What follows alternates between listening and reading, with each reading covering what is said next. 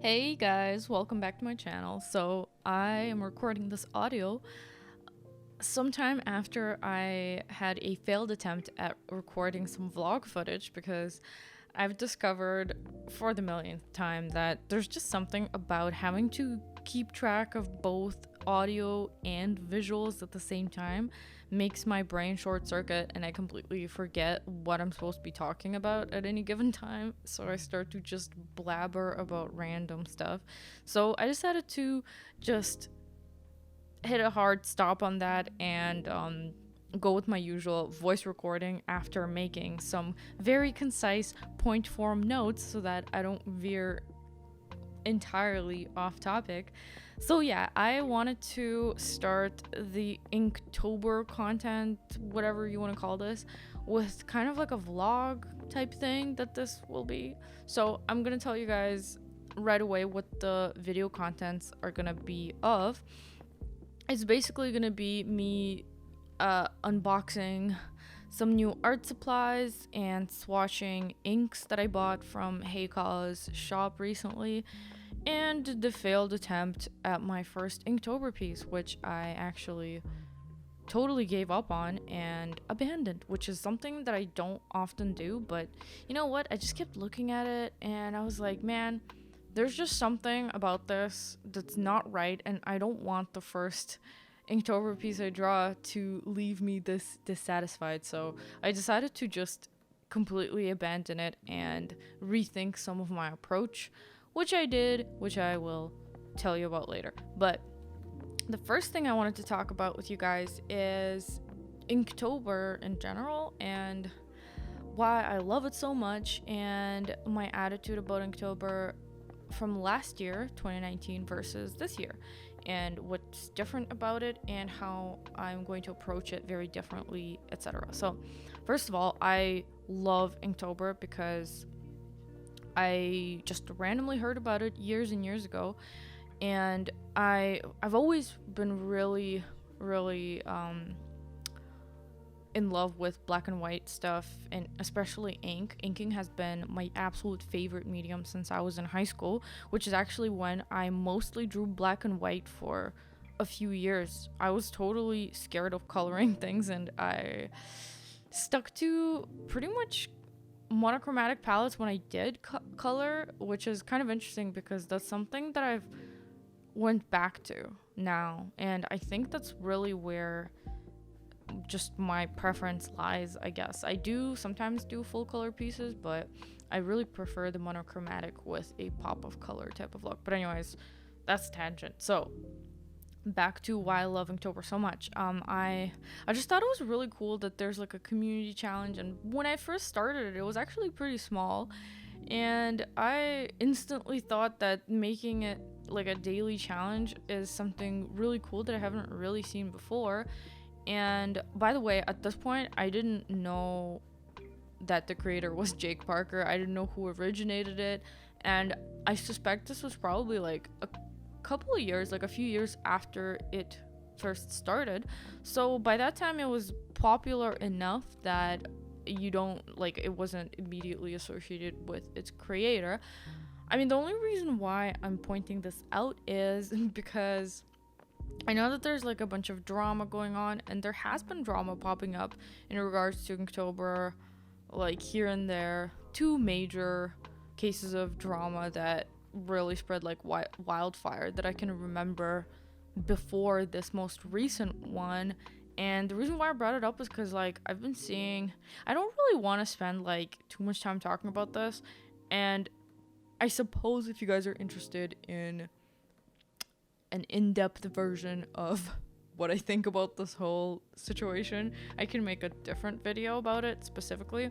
But all I wanted to say was that I fundamentally completely disagree with the people that are boycotting the hashtag. I think it's really weird to choose to only look at it from one way, from one aspect, which seems to be like they don't want to support somebody else's brand. And I think that's like, I don't know, it's pretty short-sighted because there's more than one way of looking at what Inktober is. And sure, on the one hand, now it's a brand, that's fine, But on the other hand, it's still a community event in the exact same way that it's been for years prior. And I personally have always found Inktober to be one of my favorite things all year, and it's something that I look forward to and think about throughout the year. And it's just a lot of exciting, positive vibes overall from this time of month. And I love seeing all the different artists' takes on this challenge, and I like seeing people follow prompts. I like seeing people do their own thing. I've personally always done my own thing, so yeah. In basically the abridged version is I don't care about the drama. I think it's just a bunch of clownery, and personally, I'm not gonna let it change the way that I look at this time of year and this challenge and everything that's involved with it. So that's about it. Anyways, so I basically wanted to talk about how my attitude changed from last year to this year. And last year was, I think, so in 2018, I was really adamant on being super prepared for Inktober, and I had this whole thing planned, and the thing that I planned was introducing a couple of new characters that I made a few years before 2018. They were basically these characters called Sweet and Zero, which maybe some of you guys have seen me draw or post on my Instagram account. Anyways, so I thought of those characters a long time ago, way before I actually ever got around to visually developing them.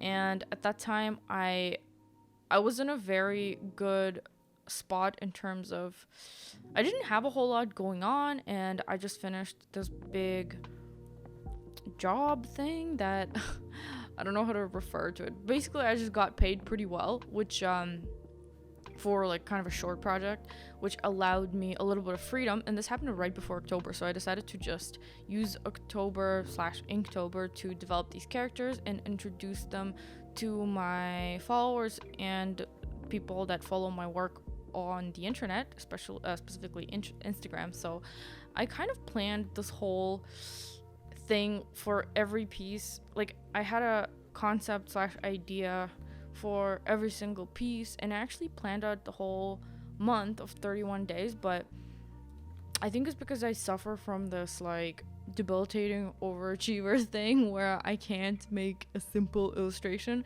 and it seems like the longer I go,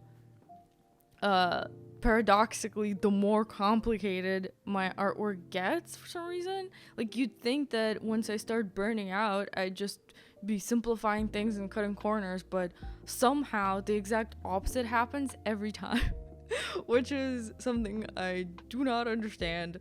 But anyways, so I obviously couldn't make it very far with 2018, and I have actually never been able to finish the challenge, which is, I mean, it would have been nice to have been able to do it at least once, but it's not like the end of the world that I haven't, so I'm not like too broken up about it. But anyways, so I wanted to pull back from that suffocating kind of like restriction, I guess, all the restrictions that I was giving myself in 2018, because I just got super burnt out, and I basically just stopped halfway through, and I was like, whatever, I'm just moving on to other things. And plus, I was kind of getting paranoid about not doing anything that is immediately resulting in income. So I kind of spooked myself on that one too, where I was like, okay, well, I can't keep just drawing these things and like introducing my characters, which is all fun and well, but it's not making me any money, so I should probably just take some commissions because that's more practical. So that's kind of the type of thing that I end up doing most of the time, and it really sucks because I think I end up kind of just shooting myself in the foot by not having enough faith in my own work and not planning things better. So in 2019, last year, Inktober was in the midst of me doing a bunch of other work. At that point, I had a client, like a reoccurring client, who was giving me a lot of work during fall, and I was pretty busy. So for me, participating in Inktober, I decided not to make any crazy plans, and not to actually not make any plans at all. What I did was just decide to carve out a time time slot in my day during which I will just draw whatever I draw, and that'll be the end of it. And the most that I thought about was just like the color scheme. I decided to do a different color scheme every week, I think it was, but I didn't make it that far either. I think I made it to like day 17 or something, which is not that bad, but I mean, whatever. No comments there. But it was such a great month though, because I had so much fun having no constraints whatsoever aside from just the amount of time that I had at the end of the day each day. Really made me remember how it can be super fun to make artwork that's less planned out, and I guess I don't know how to put it. Whatever, just spontaneous is probably the word. So yeah, so that was pretty chill, and it was very relaxed.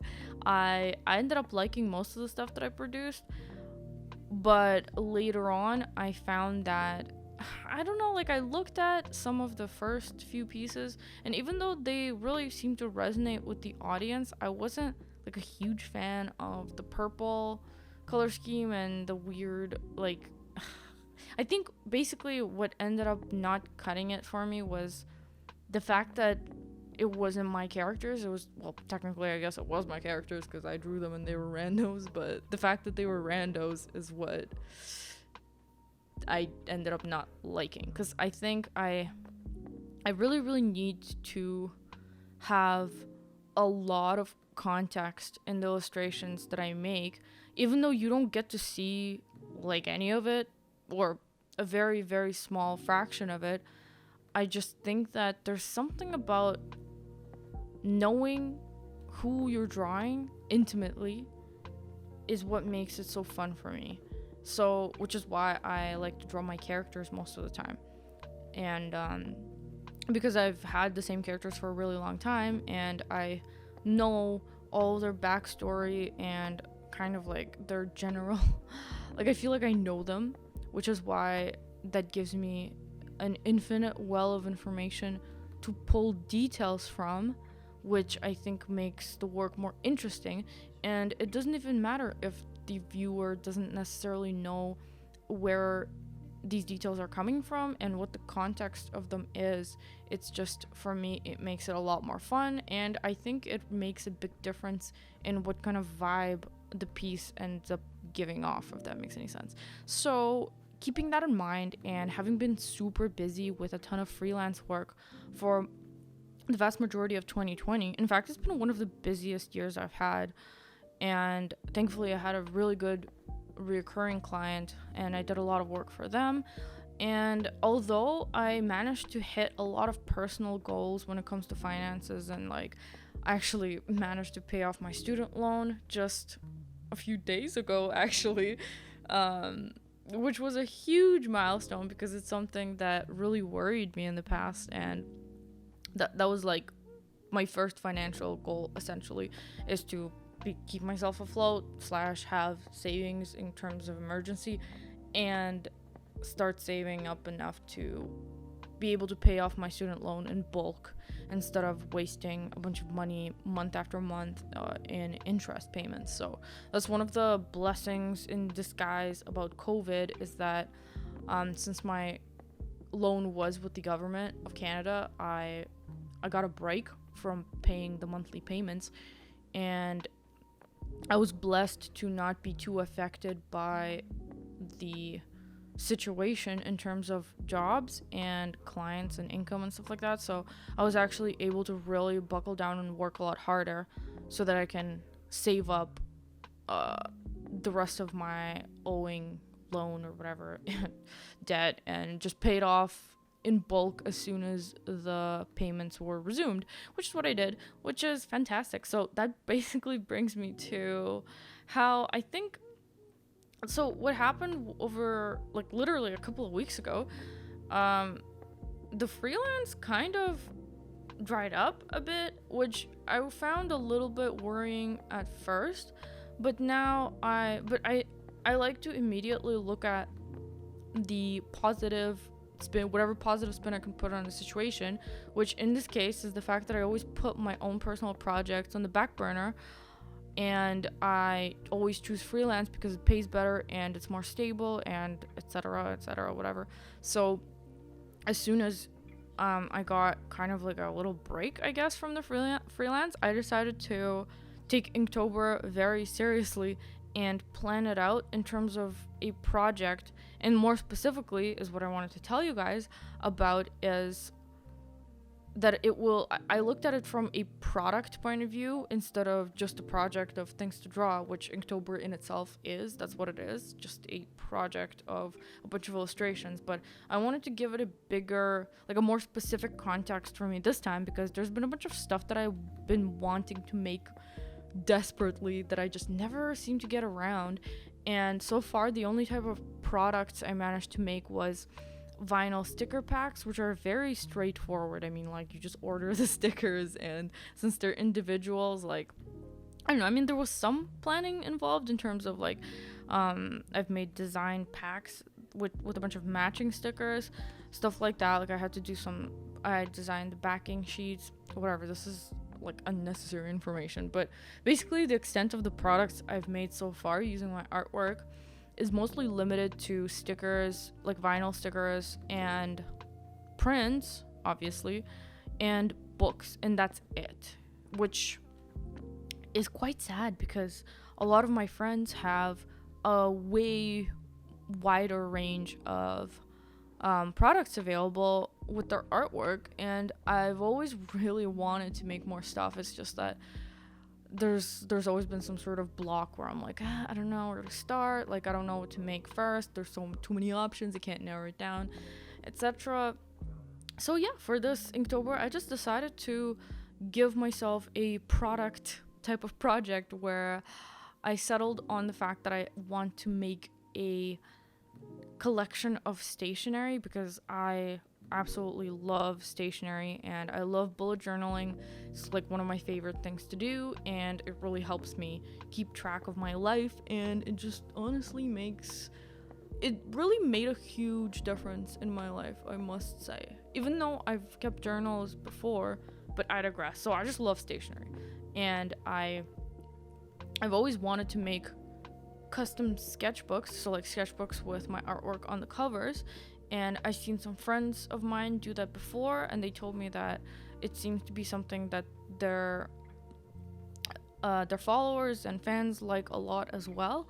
So I was hoping that that would be a product that would resonate with you guys and my Instagram people, and so that's one of the goals. I'm looking into it right now. That's kind of like the more complicated one, because books are heavy and I do care about the paper, so I have to do a lot of work and preparation for that. But so that's kind of like the big goal that's a little bit uncertain right now, but I'm in the midst of looking into it. But the first product that I decided on months and months ago, and I already found a manufacturer and already had a sample made like ages ago of washi sticker packs, which is something I absolutely adore myself, and I buy those things all the time, and I have like a huge collection of stickers. And so I wanted to make my own, and it seemed like something that, I don't know, I love stickers so much that it made me super excited to even just think about designing my own sticker packs. And that's kind of what I based the Inktober project around. And so I picked a handful of themes. I'm not gonna get too much into it right now because I don't want to spoil things, but basically lay bare the entire project before I even when I barely started. But yeah, I picked a bunch of themes, kind of like character specific themes that I'm going to be using, and my goal so far is to make 4 sticker packs and to make some washi tapes to go along to match those different sticker packs, and to also make custom cover custom sketchbooks, and I think that's basically the extent of the stationery collection that I decided to work on. And yeah, I'm super excited about it, and I already did. I guess I'm 4 pieces into Inktober. I had to take a break because I was out of town for the weekend, and then I'm still struggling to catch up because I guess I'm just putting so much detail into the Inktober pieces that it's actually pretty hard to keep up, and I don't like, it's difficult to do more than one in a day. But yeah, so oh yeah, what was the other thing I wanted? Okay, so I want to tell you guys about how I was super excited about this project, and I kind of overplanned it at first because I didn't like, I underplanned it and I ended up slightly overplanning it. Let me explain. So, but by underplanning, what I mean by that is I had the themes. So my themes are occupations. I picked occupations as my themes for each sticker pack, and I picked a bunch of ones that were inspiring to me, and I really like mood boards, and like basically a character surrounded by a bunch of objects that are related to the character. So that was my focus, and that's what I wanted to do. And I came up with a bunch of ideas for objects and the type of artwork that I would want to use myself in my own bullet journaling and just as decoration and whatnot. So yeah, I made a list of the occupations for the characters, but I didn't decide, like, at first I was actually gonna come up with the characters on the spot. So I was gonna do random people, but as soon as I started sketching, so I was kind of cautious about it, and I wanted to do like a test page, and I wanted to test a bunch of things out before jumping into it blindly like I did last year. And this testing process is essentially, I guess it was actually pretty essential as it turns out, because I did change the direction slightly. I don't know if I can call it a waste. Like, I did do an entire 3 pages of test artwork of sketches, pretty tight sketches of a character surrounded by objects. And I actually do think I'm going to reuse the object sketches because they still hold up.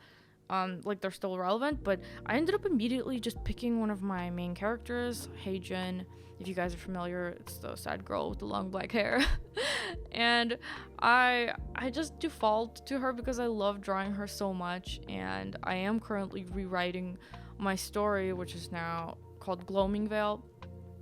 So I picked her naturally, and then I realized that I have such a huge attachment to my characters that there's no way I'm going to be able to draw random people for this project. So I'm going to have to rethink some things. Like, a lot of the occupations can be fitting to, like, I can basically fit them or pair them up with characters, no problem. But some of them are a little more complicated. Basically, I had to slightly adjust the project from how I initially wanted to approach it. And I do think that it ended up being a better decision to just use my characters that already exist, because I honestly feel like that's where some of my strengths lie. It is in drawing my own characters, which have rich context, which ends up making the illustrations more interesting. And that being said, I'm going to tell you guys about why the first attempt, or it was technically, I guess, like a test piece, but it failed, essentially. And I'm going to tell you guys, I think, why, because it took me a little bit of time to kind of get to the bottom of why I didn't like it so much. So I did a bunch of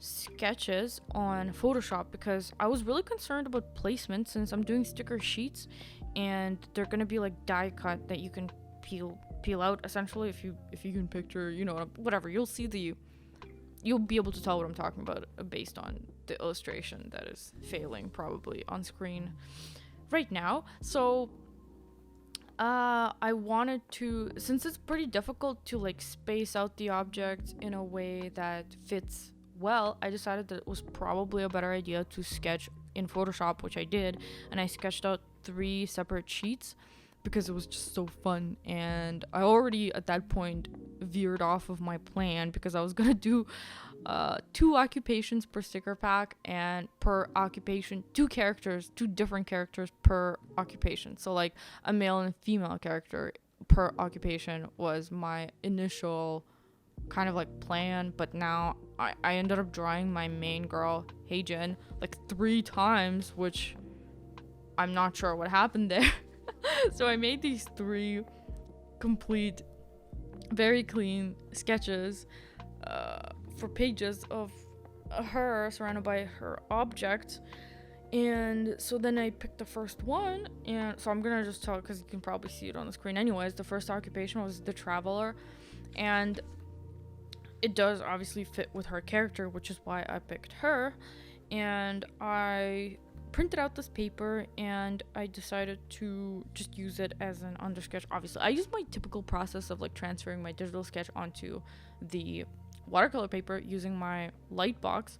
And when I was like halfway through inking her, first of all, I was really not a fan of this paper. And I'm gonna give you guys a piece of advice: never buy cheap watercolor paper. If it's too good to be true in terms of price, it's probably gonna be not very good.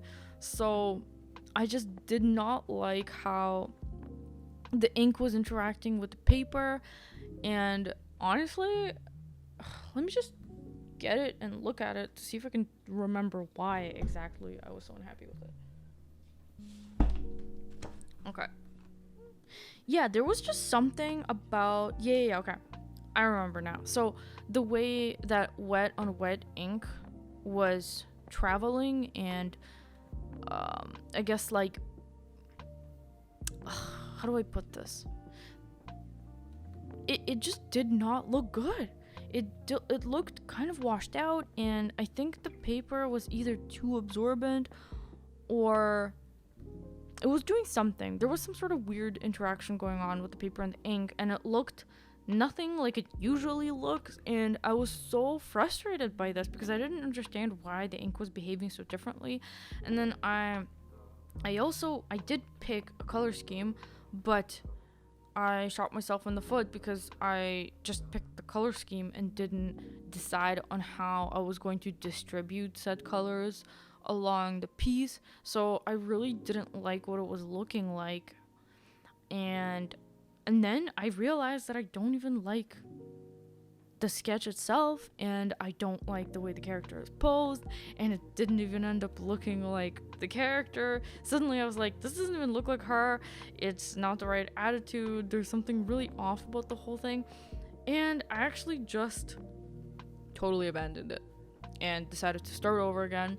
And I talked to a couple of my friends, and I asked them what they think maybe is the issue with this drawing and why it's not the same as some of my other work. And I think in the end, the consensus was that it was too clean and the pose was too quote unquote pretty. And then I thought about it and I realized that it really was a different pose from what I set out to be. And I think I ended up making it like too like exaggeratedly pretty looking. I don't know how to explain it, but I did redraw it a couple of times when I was doing the sketch, and it looks very different from what I had thumbnailed in my sketchbook. Like the overall idea and the composition is the exact same, but the pose is different. And I went back to it and I decided to change my approach. I decided that there's something stiff about sketching out the entire pose in Photoshop.